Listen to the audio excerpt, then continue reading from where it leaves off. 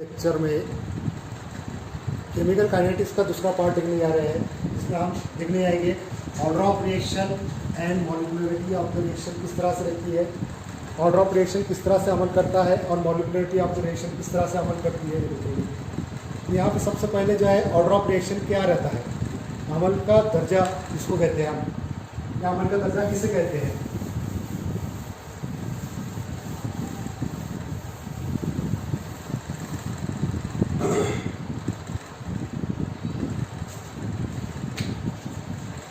Order of reaction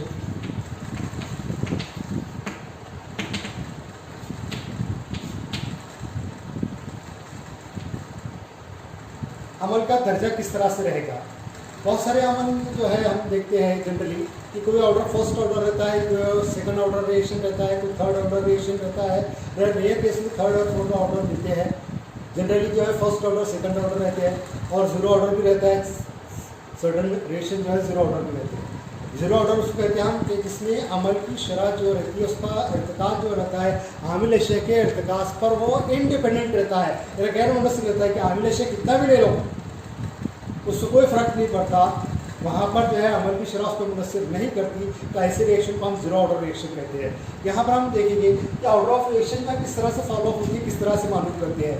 order of reaction में जो है जो समझ लो यहाँ पर आमिल अशिया है, समझ लो A प्लस B है, it is converted into C plus D। अब यहाँ पर ये क्या हो गया, this is the product, sorry reactant आमिल अशिया है और ये क्या है प्रोडक्ट है। आमिल अशिया और हासिल अशिया के मैंने यहाँ पर तो आमिल अशिया की दो चीज़ें लिया और हासिल अशिया की दो चीज़ें लिया। आमिल अशिया में A लिया जिसका ज़रीब जो है कोएफिशिएंट जो है A है और इसका ज़रीब B का जो है ये कोएफिशिएंट जो है B है और C का ज़रीब जो है C है और D का ज़रीब जो है D है। It is coefficient. ये कोएफिशिएंट के जरिए हम क्या मालूम करते हैं और A और B के जो है ऑर्डर जो है कैसे निकालते हैं। तो यहाँ पर कॉन्सेंट्रेशन जो रेट ऑफ रिएक्शन है, rate of reaction is proportional to concentration of reactant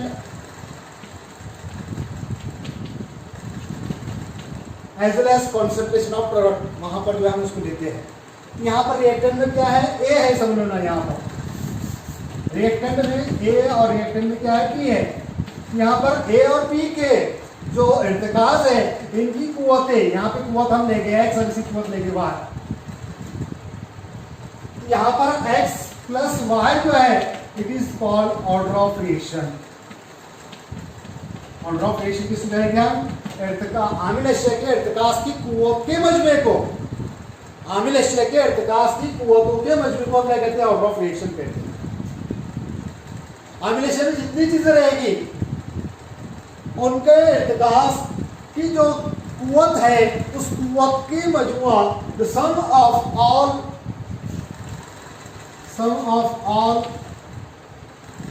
concentration of reactant, that is called order of reaction।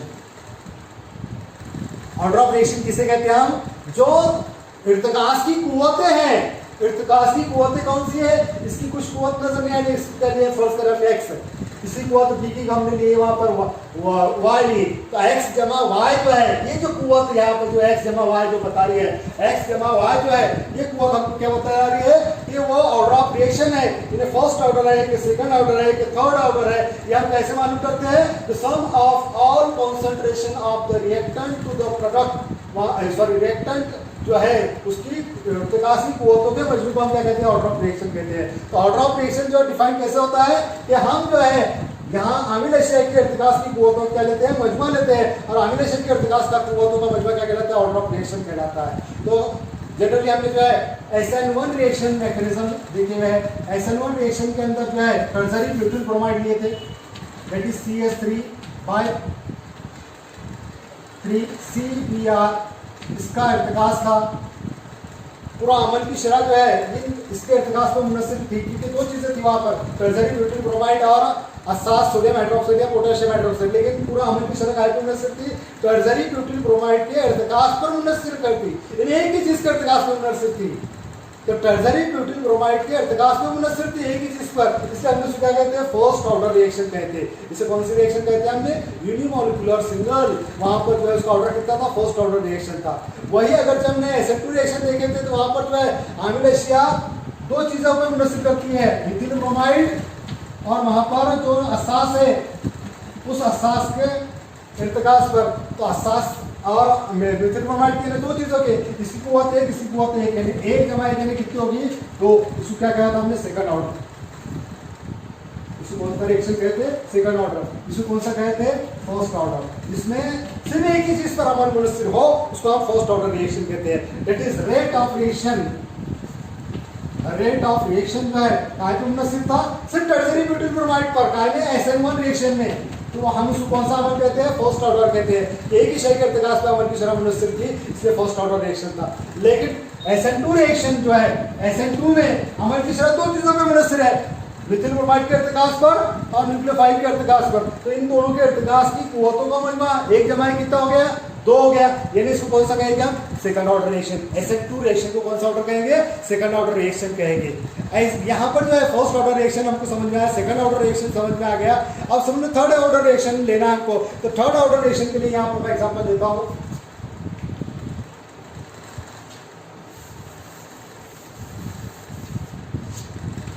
Twice NO plus twice of H2 gas, nitroso gas, it is gives rise to nitrogen gas plus twice of H2O। यहाँ पर जो है nitroso gas hydrogen gas के साथ में अमल करके nitroso gas ने hydrogen gas के साथ में अमल करके नाइट्रोजन गैस और पानी दिया हुआ आपको। इस रिएक्शन में जो है that is rate of reaction, ये मुनस्सर करती है कॉन्सेंट्रेशन ऑफ NO का इर्तिकास, दैट इज उसकी कुव्वत 2, वहां पर जो है उसकी कुव्वत कितनी ले रहे हैं, 2 ले रहे हैं। लेकिन H2O का जो इर्तिकास है इस पर सिर्फ वो सिंगल ही मुनस्सर करती है। कितनी मुनस्सर करती है, सिंगल ही। NO नाइट्रोसो के इर्तिकास पे डबल और H2 के इर्तिकास पे कितनी, सिंगल ही मुनस्सर करती है।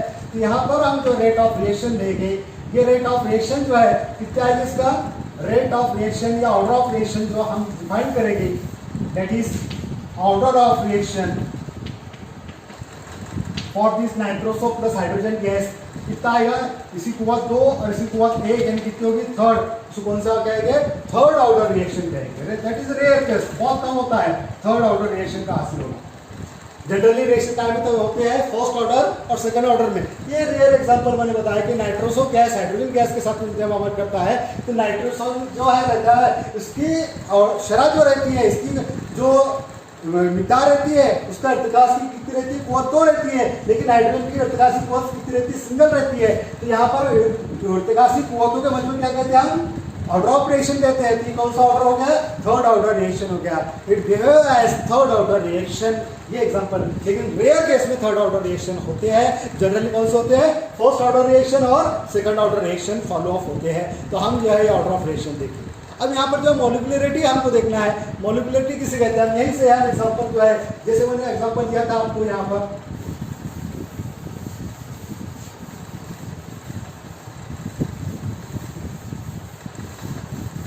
साल्मियत के लिए सिमिलरली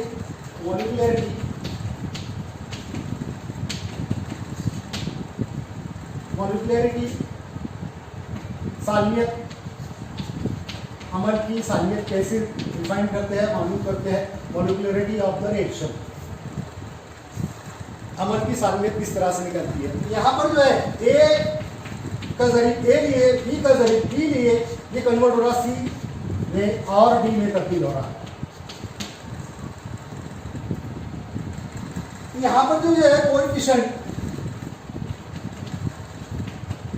कोएफिशिएंट ऑफ रिएक्टेंट,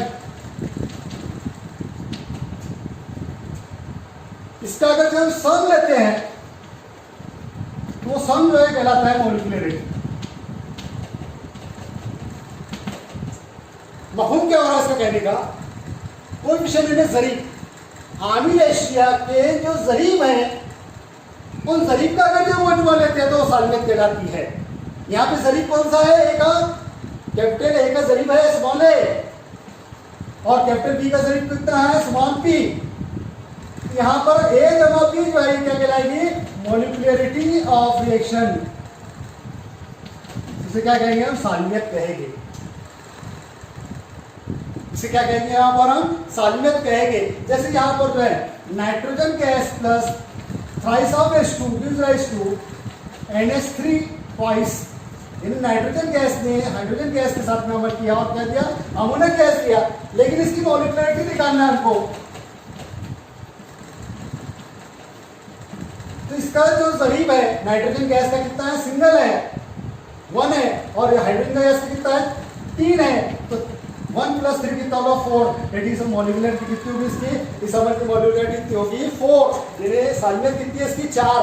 तो ऑर्डर और मॉलिक्यूलरिटी में डिफरेंस क्या है, ऑर्डर इर्तिकास के कुव्वतों का मजमा है। आमिल अशिया के इर्तिकास के कुव्वतों के मजमे को हम ऑर्डर कहते हैं, लेकिन मॉलिक्यूलरिटी क्या है कि आमिल अशिया के जो जरीब होते हैं उन जरीब के मजमे को हम क्या कहते हैं, साल्मियत कहते हैं। आमिल अशिया के जो जरीब है उनकी तादाद के मजमे को, आमिल अशिया की जो जरीब है उनके तादाद की मजमे को, उनकी तादाद जो होती है उनका मजमा जो लिया जाता है, उन मजमे को हम क्या कहते हैं, मॉलिक्यूलरिटी कहते हैं। यहाँ पर जो है order of the reaction is experimentally defined, हम उसको तजुर्बाती तौर से जो है मालूम कर सकते हैं ऑर्डर ऑफ रिएक्शन को, लेकिन साल्मियत को जो है एक आर्जी तौर से लेते हैं, इसको थ्योरेटिकली मानते हैं।